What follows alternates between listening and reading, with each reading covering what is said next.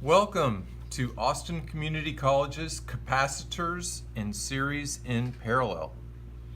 So please have read your handout, lab handout, or have it with you. And so we're going to begin this lab. And what we have here is a circuit board. Got a light bulb. These are resistors. This is actually just a big resistor. It's a 1 ohm 25 watt resistor. These four items here are capacitors. These are the ones we're interested in. In this lab, we're not using this larger one here, which is actually a small value capacitor, but we're not using that one. We're using the one I've labeled for you, 1, 2, and 3. So it'll be C1, C2, C3. Now, one thing to note, if you've done the resistor lab, and the difference in a capacitor lab is that the resistors don't care which side is high potential, low potential, or which direction current flows through them. These particular capacitors that's in the lab are electrolytic, and they're actually marked where that current has to go through one way, and it just so happens there's an indentation here on these ends, and they have little arrows. Now I had to cover some of the arrows with the numbers, but the arrows are going this way, all of them.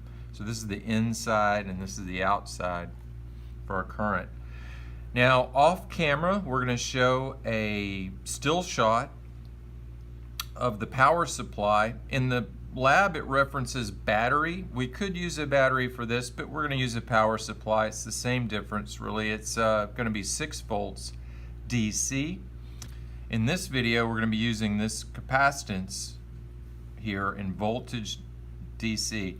So it'd be this voltage DC and capacitance. In order to get to capacitance, we hit the shift button. We're going to do all that. Capacitors store charge. We can short them out.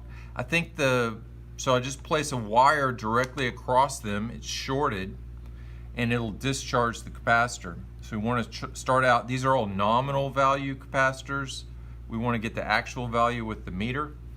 So I'm going to discharge them. I think in the lab it says 30 seconds. We actually need to change that. I think a second, 2 seconds, 3 seconds are most you'll ever need. So, we're going to discharge all 3 capacitors.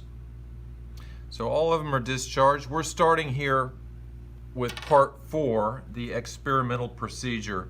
Occasionally I'll mention where we are in the lab with the numbering system, but not always. Just follow along. I'm going to put our meter here, over here on diode capacitor, but I want a capacitor, so I'm going to switch over to capacitors. It comes out in farads or some type of farad. And remember that I think I said these are polarity dependent, so even with the meter I've got to put the red lead in here, and the common red lead is on the high side, the common or black is on the other side, and we have to let this work its way out.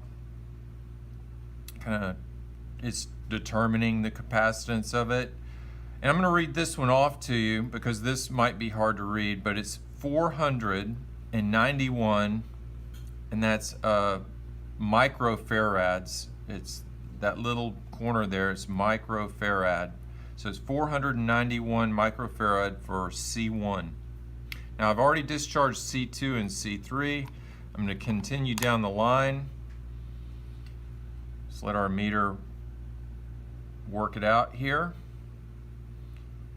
And again, I'm going to let you read this off of this value, but this is in microfarads. Now generally the SI unit is going to be the farad, so keep that in mind. This is in microfarads.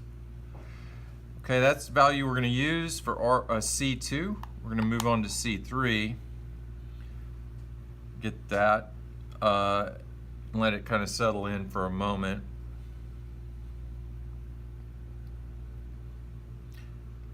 And let it kind of fill in. Number here for the microfarad for capacitor number 3. Now the meter puts a small amount of voltage in them, so I'm going to discharge them, and again, you don't have to do it for 30 seconds. We're going to change that in the lab eventually, but we're going to discharge all of these capacitors. Now we want to get the equivalent capacitance. We're on maybe part number 2 of part 4.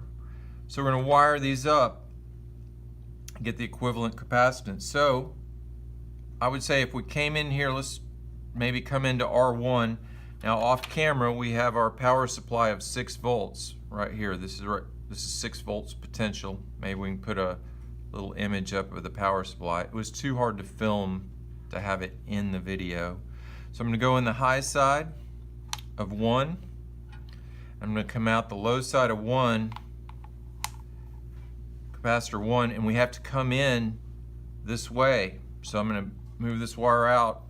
So I've hooked this end up, the low side to the high side of number 2. Let me see if I can move that wire, move these wires a little bit where it's easier to see. We're going to come out of 2. Remember, we're just putting them end to end.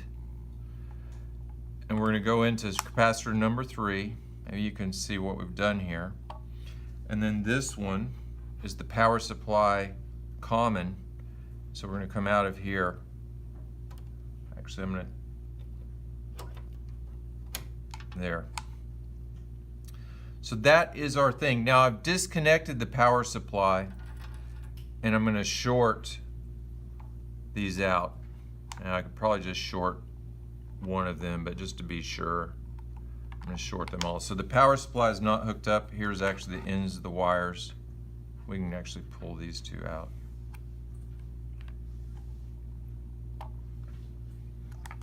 Take those away. Okay, so we've got our series wired up. We're coming in here, in through that one, back and in through that one and back to the power supply. So what we're going to do, I've discharged them. We're going to measure the equivalent capacitance of these capacitors in the series circuit that we have. This is our value, the value you want to record for it, and it's tiny, but it's microfarad.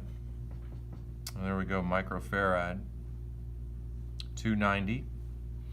We're going to take these off. Now we are actually going to hook up our 6-volt power supply.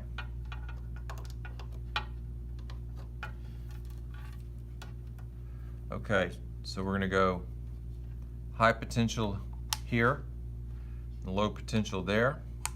And we want to get, now we're going to move to voltage DC.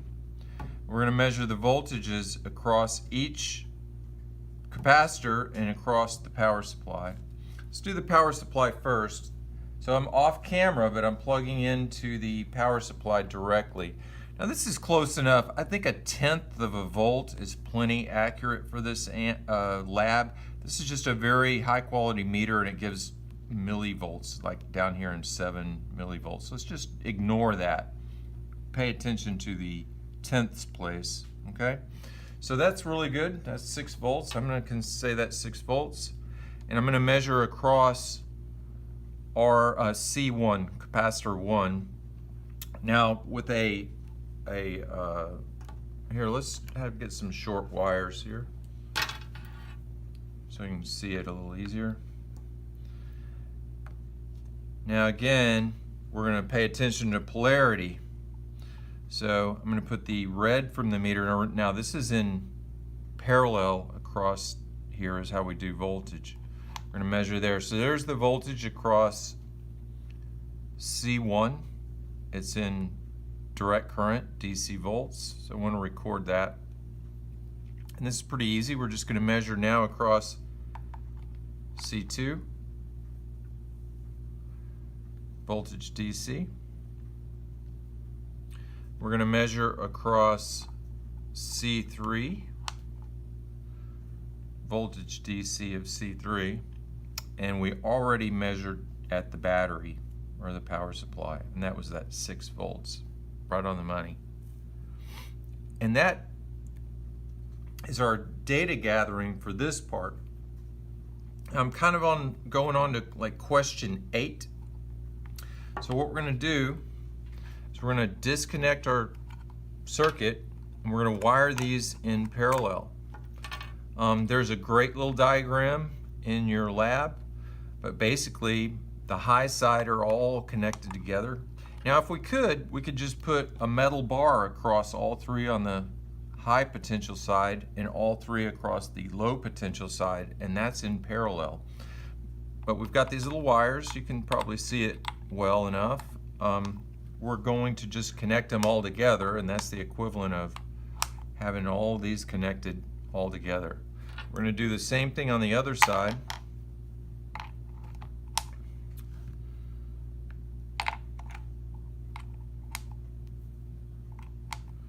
So they are now wired in parallel.